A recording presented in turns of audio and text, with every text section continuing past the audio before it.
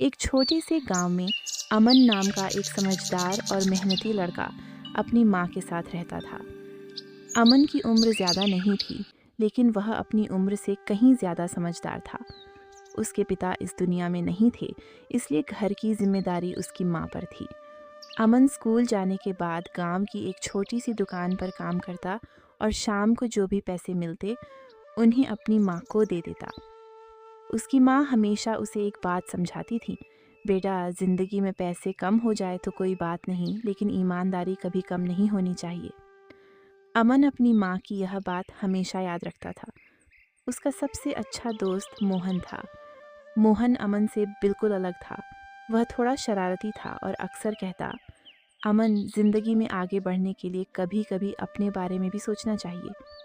अमन हंसकर कहता, अपने बारे में सोचना गलत नहीं है, लेकिन किसी दूसरे का नुकसान करके फ़ायदा उठाना गलत है। एक दिन शाम के समय अमन और मोहन स्कूल से घर लौट रहे थे। रास्ता सुनसान था और दोनों धीरे धीरे बातें करते हुए चल रहे थे।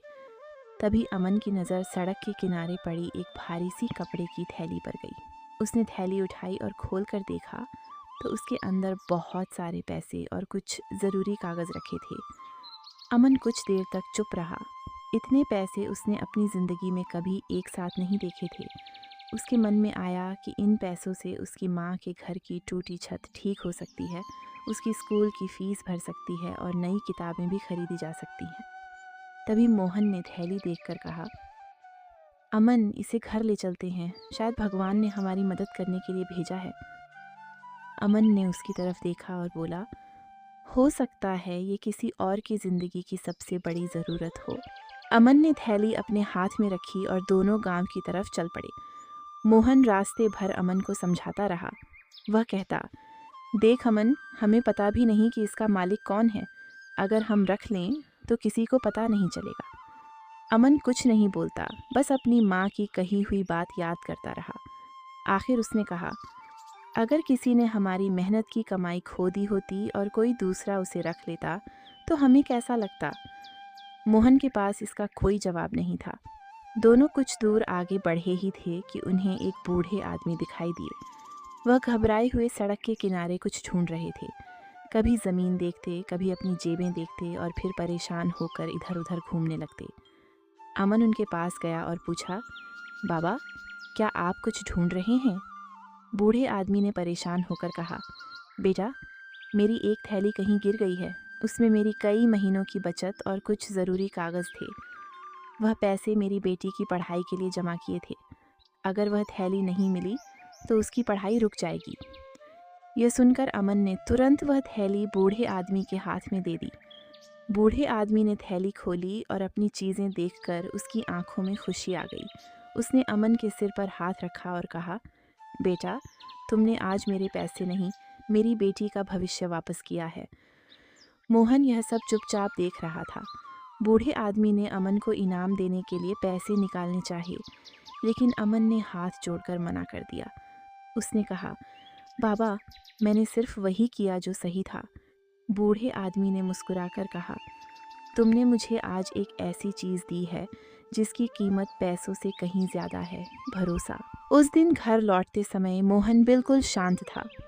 रास्ते में कुछ देर बाद उसने अमन से कहा, अमन आज मुझे समझ आया कि मैं कितना गलत सोच रहा था। अगर तुम मेरी बात मान लेते तो हम पैसे तो रख लेते, लेकिन किसी गरीब आदमी की बेटी की पढ़ाई रुक जाती। अमन ने मुस्कुराकर कहा, गलती करना बुरा नहीं है, लेकिन गलती समझने के बाद भी वही गलती दोहराना बुरा है। मोहन ने उसी दिन फैसला किया कि वह आगे से किसी की चीज़ देखकर लालच नहीं करेगा। कुछ दिन बाद गांव के स्कूल में एक नई समस्या खड़ी हो गई। स्कूल की पुरानी लाइब्रेरी में किताबें बहुत कम थीं। बच्चों के पास पढ़ने के लिए पर्याप्त किताबें नहीं थीं। स्कूल के शिक्षक ने गांव वालों से मदद मांगी। गांव के लोगों ने अपनी क्षमता के अनुसार पैसे जमा किए, लेकिन किताबें खरीदने के लिए अभी भी कुछ पैसे कम थे। तभी वही बूढ़े बाबा स्कूल पहुंचे।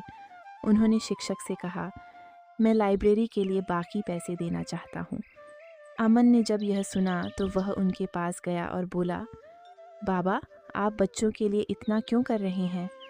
बूढ़े बाबा मुस्कुराए और बोले, जिस दिन तुमने मेरी थैली वापस की थी, उस दिन मुझे एहसास हुआ कि इस गांव में अभी भी ऐसे बच्चे हैं जो सही और गलत का फ़र्क समझते हैं।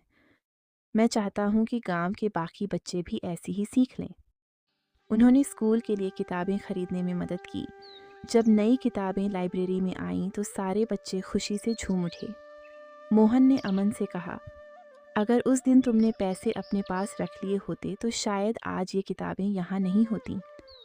अमन ने कहा, एक सही फैसला सिर्फ हमारी ज़िंदगी नहीं बदलता, कभी कभी उसका असर बहुत सारे लोगों तक पहुँचता है।